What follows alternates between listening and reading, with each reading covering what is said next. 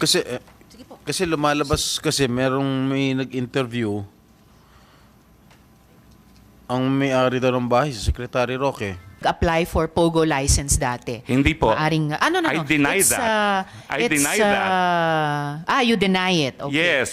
Nung nagsalita kayo kanina, you also referred to it as bahay ko. Secretary Roque, if I may, sa inyo ba yung bahay na yun? Well, Attorney una Roque. po, magandang umaga po kay Senate President Pro Tempore, kay Madam Chairperson, Senator Antiveros, and kay Senator Gatchalian at sa lahat ng mga bisita rito. Now, ang bahay po na tinutukoy nyo sa Tuba Benguet ay rehistrado sa isang korporasyon. Tiniran ko po yan nung ako po ay umalis ng gobyerno, and I do have an interest in the corporation that owns it. No? Pero wala po sa akin ang possession ng bahay na yan.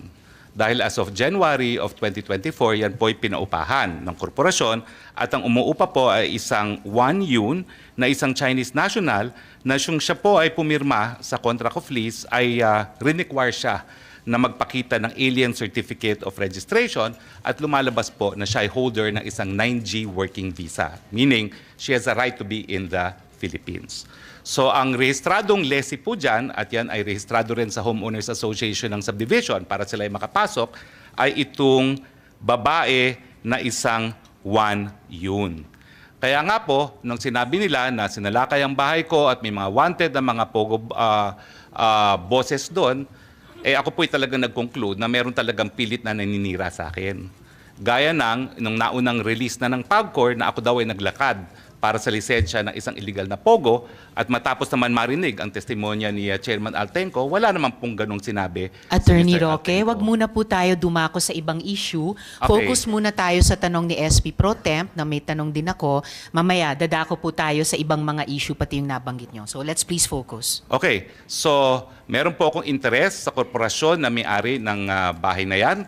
In fact, in the near future, I am concluding a transaction na kukunin ko yung buong korporasyon na may-ari ng bahay na yan.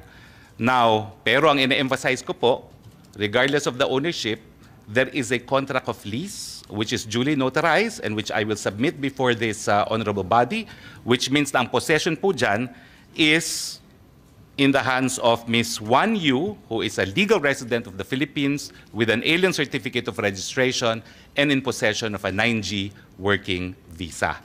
Ang gusto ko nga po malaman, kung nakita nila doon sa bahay na yon, yung tao na hinahanap nila na allegedly may tie sa Banban.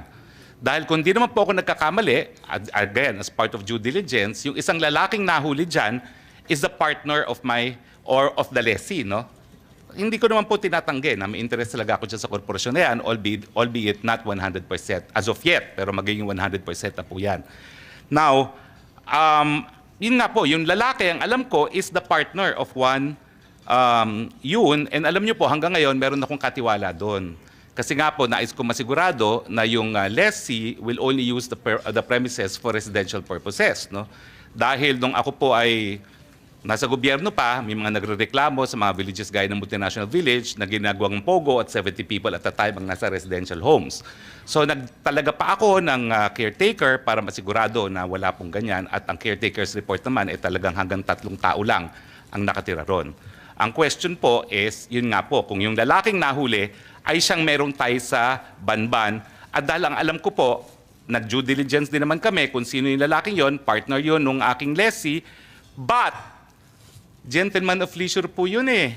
Ang sinasabi nung aking katiwala, hindi naman umaalis ng bahay, golf lang ng golf kasi may golf course po dyan at nang tinanong namin minsan ano ba ang trabaho niya, sabi niya he is a digital nomad, no? Cryptocurrency. No? So nais ko po makita talaga kung ano yung ebidensya na yung lalaking yon ay involved sa Banban dahil kung hindi naman po, talagang meron pong concerted effort na iling ako dito sa mga POGO no? Na akin namang itinatanggi po. Maraming salamat po.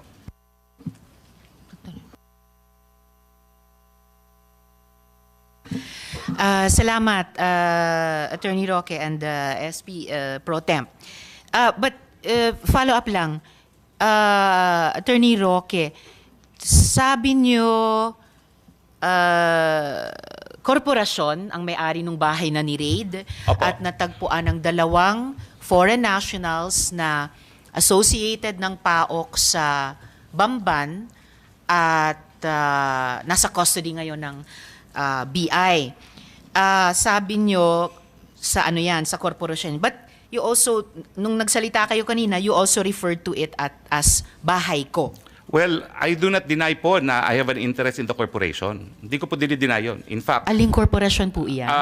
ang pangalan po ata is PH2. Hindi ko maalala, no? PH2. PH2. Pero wait a minute. Dapat maalala nyo po. Well, you intend to mahaba po yung pangalan. procure 100% ownership Anyway, of it. maya-maya po, PH2. darating po What yung... does PH2 stand for Well, po? ano po yan eh? That's the location of the address of the house. Okay. Anyway, maya-maya po... PH2, why? What's the whole address parang of the phase house? 2, block number, gano'n. Okay, no? phase 2. Pero maya-maya po, nagpakuha ko ng contract of lease para ipakita rito sa komite na ito, no? Na, And sa ngayon po, kayo ang majority shareholder ng PH2. sa ngayon po, hindi. Hindi. Pero Anong kami percentage po, ng ang, ownership nyo? Ay, nako, nominal lang po ako ngayon. No? Nominal. 10%, 20%? Well, ngayon po lumalabas, ano lang ako, nag-subscribe lang po ako when it was incorporated, no? At sino po yung majority shareholder sa Ang majority is another corporation PH2? po. Another What is that corporation. other corporation? It's Biancham Holdings po. Ano pong pangalan? Biancham Holdings. Biancham Holdings. Holding. B-I-A-N CHAM. Bianchan Holdings. Yes, yes. Ganong kalaki yung majority? Lahat po yan Hold- sa Biancham Holdings. Pero minority, wholly owned. nominal kayo. Nominal. Wholly. Oo, wholly owned po yan by Bianchan Biancham. Holdings. Sino pong incorporators ng Bianchan Holdings? Attorney Percival Ortega po at yun po naalala ko si Attorney Percival Ortega.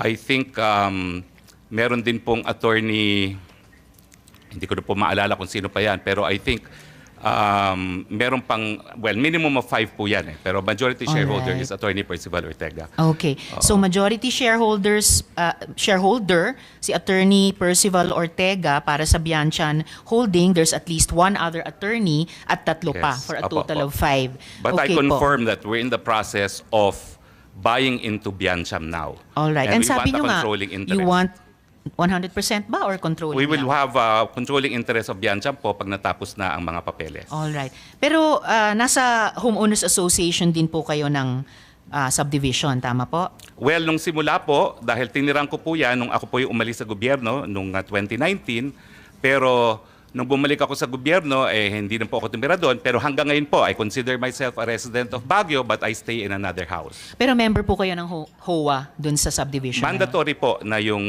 corporate owner is a member of the Homeowners Association. So, member po, dahil mandatory, member kayo ng HOA ng subdivision? Member po yung corporation that owns the house. Okay. So, sinong nakapangalang representative ng Bianchan Holdings sa HOA ng subdivision? Hindi po ako sigurado, no? Kung sino ngayon ang nakapangalan doon, no? But I do know that lahat po ng mga dues are being paid and the real estate taxes are being paid. Sino pong nagbabayad ng dues at real estate taxes para Well, sa ano po, Bianchan doon? it is also Biancham, no? That pays for it, no? But in any case, hindi ko po dinideny that, that is a house that I have an interest in. I have lived in the house. Ang sinasabi ko lang po, pinaupahan po yan. And possession is now with the lessee. For the record, yung Bianchan Holdings, nabalita po dati na may partnership sa First Mariveles Holdings Corp o FBMHC na nag-apply for POGO license dati. Hindi po. Maaring, no. I deny It's, that. I deny that. You deny it. Okay. Yes, ang Well, we will ask application po the is proper... AFAB. Oo. It's the Freeport Authority of Bataan. Okay, It we is will not ask with that. PAGCOR. All right, we will ask that sa present and possibly past PAGCOR chairs later. Wala po yung application at all with PAGCOR. Yes, well noted yung denial nyo. Itatanong. Pero POGO po siya. Hindi po. Hindi rin That's siya a real POGO. estate development company Real na estate. nag-apply po for accreditation sa AFAB pero hindi na po Okay. na-pursue. Okay, we will ask that of AFAB of po. No. The chair will say who we will ask that from. We will ask that from PAGCOR and if necessary, invite AFAB to the next hearing if necessary. Pero itatanong muna natin sa PAGCOR mamaya. So, attorney, wala po kayong possession ng bahay pero may supervision dahil may bantay po May kayo bantay doon. Okay po. Alright, salamat. So just to continue with, salamat Attorney Roque. Just to continue with the BI, Attorney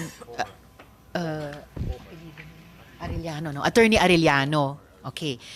Sinabi po ng BI. Madam Chair. Yes, sir. Chief, Yes, sir. Fortunato Manahan po, Chief ng Intel. Oh, I'm so sorry. Yes. Opo. Sorry, sir. Salamat po. Nag-ulat po kayo sa komite namin tungkol sa raid nyo dun sa pinaraid na bahay, pinaraid po ng PAOK na bahay sa Benguet. Do you wish to add anything else po para sa impormasyon ng komiteng ito tungkol sa raid na yon, yung mga yung 2 taong nadatnan nyo doon na nasa custody nyo ngayon, and any other details about the house or the raid in general? Yes, Madam Chairperson, just for the final clarification lang po na yung male and female, the 2 subjects, is under the custody of PAOK since Saturday po. Noted po. I Thank you. stand corrected. So under custody ng PAOK, yung isang Chinese woman at isang Cambodian man.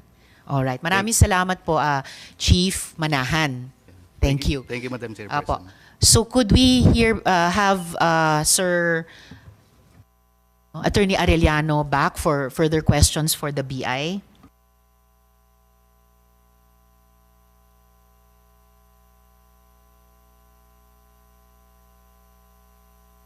Yes, SP Pro Temp. Thank you, Madam Chair. Ano pangalan mo? Attorney Arellano? Opo. So as we speak, nakalis na ba si Alice Goo? Based po sa records namin kaninang umaga, nandito pa po si Nandito pa. Alice Go at saka yung Go Wapping. May I ask the OSAA kung ano ng status ng warrant of arrest nitong si Mayor Go? Ba't hindi mahanap-hanap? If they have coordinated with the police agencies concerned? Sino ang nasa OSAA rito? Si General Angkan. Gusto niyo matawag ko?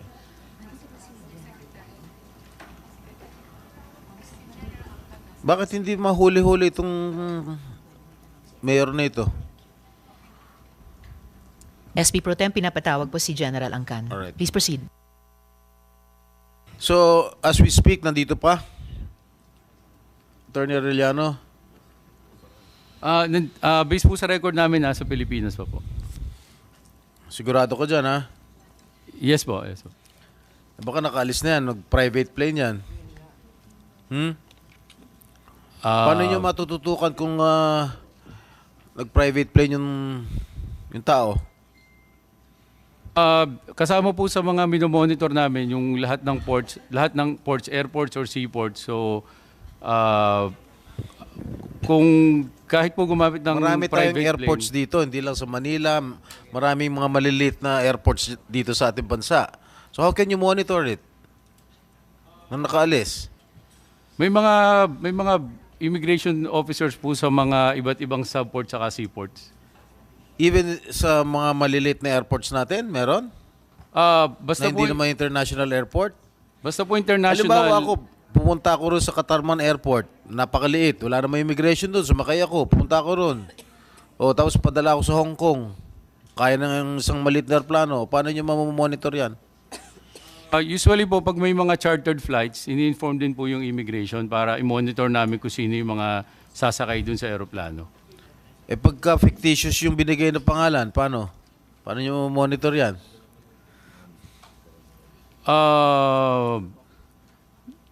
Na-check naman po namin. SP Pro Temp, nandito na po. I-acknowledge ko lang muna presensya ni Sen Robin. Shukran for attending the hearing. And Senator Grace, maraming salamat for joining the hearing. And SP Pro Temp, andito na rin po si General Angkan, yung ating tatanungin Office ko lang Sergeant at kung Arms. ano yung status ng warrant of arrest ni Mayor Go. Bakit hindi mahanap-hanap?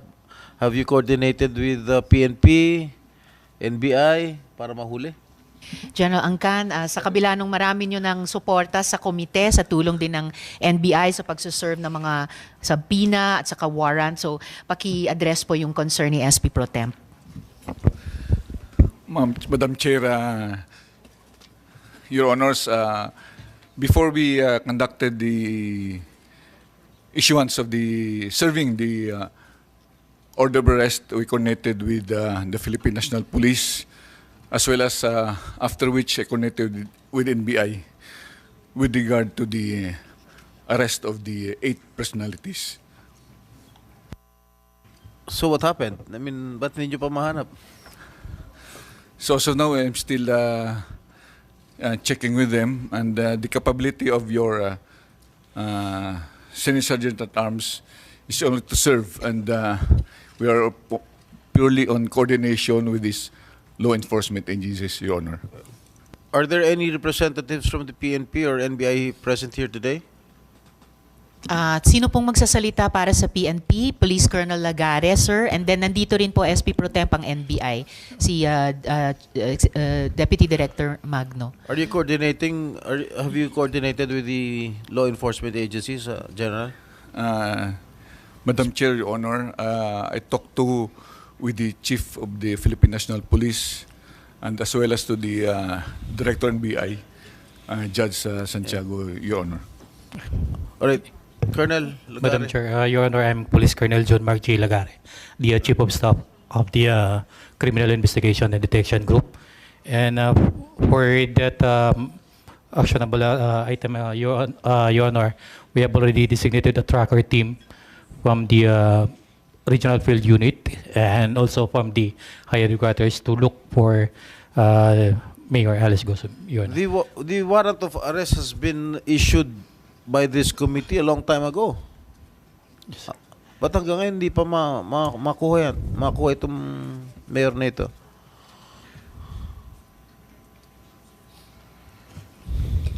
Wala ba kayong lead?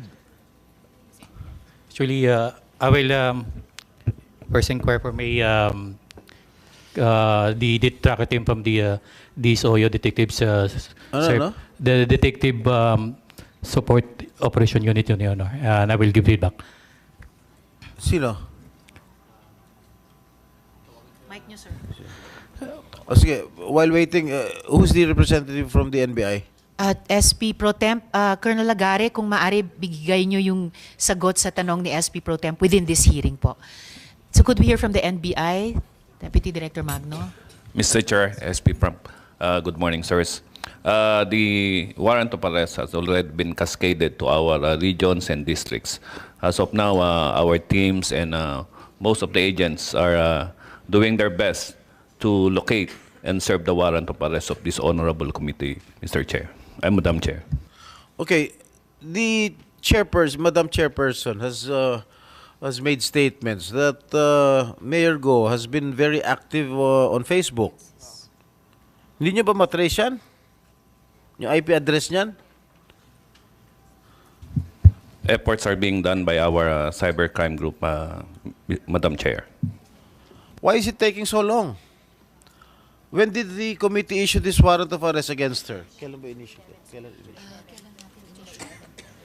July 11. Oh, 2 weeks na, hindi pa mahanap. I will immediately check the status right now of our Wala ba kayong cybercrime. lead? Nasaan Mr. siya? Chair, we were informed that by our assets as of prior to the issuance of the warrant of arrest, there are some sightings in Bulacan. However, Sightings lang. sightings lang po. Kamukha lang niya.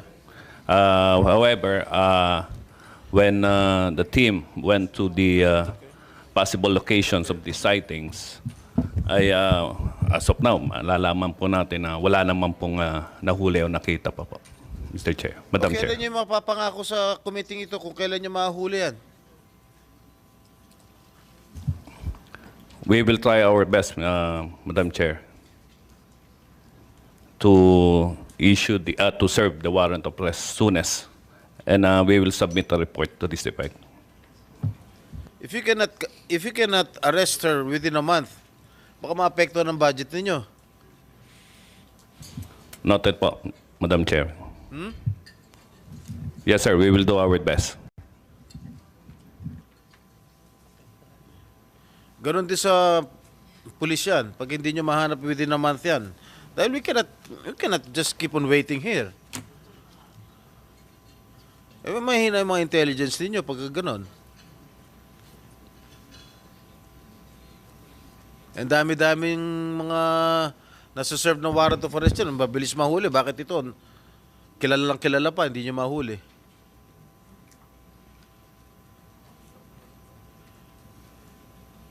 You better get your acts together.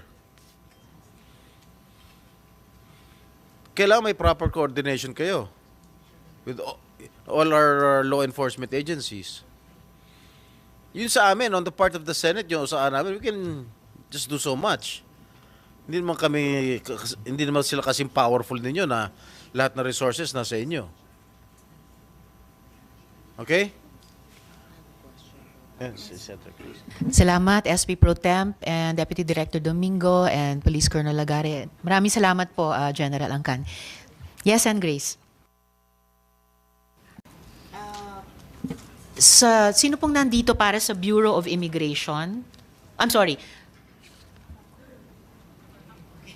Sa BID? Yes. Good morning, Miss Chair. Good morning. Sorry, hindi ko makita yung nameplate ng attorney. I'm Attorney Homer Arellano po from the Bureau of Immigration. Salamat, Attorney Arellano. Nagkondukta po kayo ng raid nitong weekend sa isang subdivision.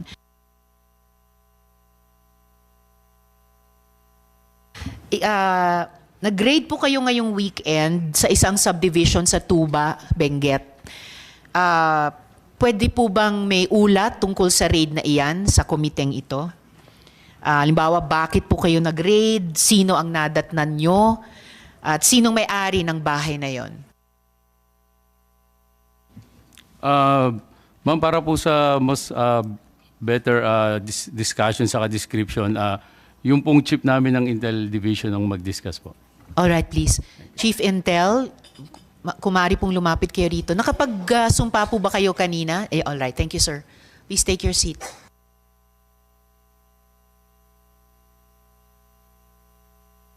Ano pong buong pangalan nyo, sir? Good morning, Madam Chairperson, Your Honors, and good morning to this committee. Fortunato S. Manahan Jr., Madam Chairperson, Chief of the Intelligence Division. Chief Manahan? Alright, thank you, sir. So, pakiulat sa komite kung yung dahilan ng pag-raid, kung mayroon at anong identity ng mga taong nadatnan doon at yung may-ari ng bahay na iyon. Please proceed. Madam Chairperson, last Friday, there was a coordination ng PAOK sa aming bureau, sa aming commissioner, to conduct an operation sa Benguet. And the Bureau of Immigration issued a mission order signed by the commissioner for a certain subject. Nag-dispatch po tayo ng team to join the PAOK, and then 2 foreign nationals po ang na-arrest po and now in the custody of the PAOK. Sino po itong foreign nationals? Madam Chair, 1 male and 1 female. The female is a Chinese national. The male is a Cambodian national.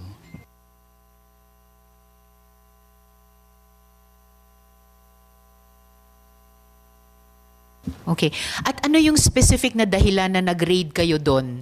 At ano yung kinalaman nitong dalawang nadatnan ninyo, kinustody ninyo, anong kinalaman nila doon sa dahilan ng pagpaparaid? Madam Chair, the information received through the coordination of PAOK, yung target subjects daw ho is involved sa Bamban raid a few months ago.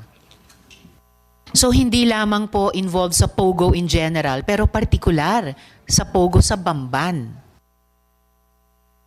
Ibig pong sabihin mula Bamban, maaring tumakas sila basta lumipat sila sa Benguet. Wala naman hong information na gano'n, pero yung subject po is cited daw po sa Mountain Province, which is Benguet. Okay, so yung subject persons na, kumbaga, persons of interest kaugnay ng Bamban Pogo na site sa Benguet, kaya pinaraid po sa BI. Together with the PAOK, Madam Chair. Yes, so BI and PAOK. And sinong may-ari ng bahay kung saan nadatnan yung Chinese woman at Cambodian man? Madam Chair, yung Bureau of Immigration po, wala hong personal knowledge dun sa name or ownership of the residents. We're just after the foreign nationals stated dun sa mission order issued. So sa mission order, paano dinescribe nung PAOK yung bahay na pinaparade sa inyo kasama nila? Wala hong information na naibigay sa amin. Only the name of the foreign national stated sa mission order, Madam Chair. Alright. May tanong si SP Is Pro there a Tem. representative from PAOK here present? Comsec, nandito ba ang PAOK?